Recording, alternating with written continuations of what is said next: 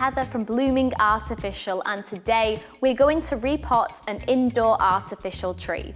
Here's what you'll need. A pot around 5 to 10 centimeters larger than your plant starter pot, some soil, sand or stones, a trowel, some decorative stones, and newspaper. We always recommend repotting your artificial tree, as not only will this help it blend into your home, but it also helps to keep it upright and stable. Before you start, you might want to lay down some newspaper to keep your surface clean.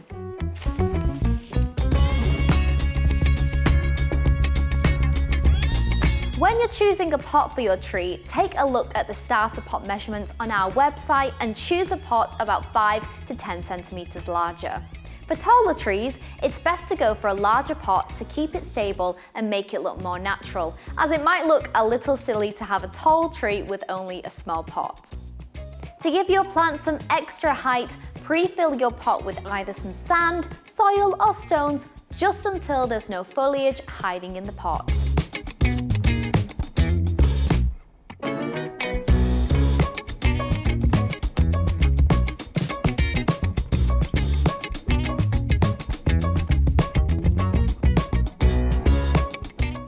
When you're happy and your plant is level, fill in the gaps with the rest.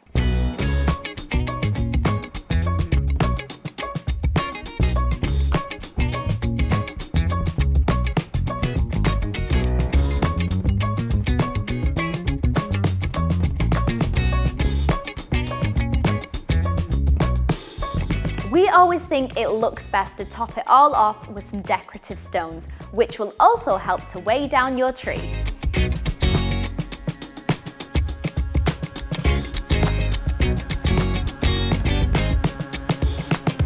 And there you go! Now it's all ready for its new home. Let us know if there's anything you'd like us to cover in a future video. Thanks for watching!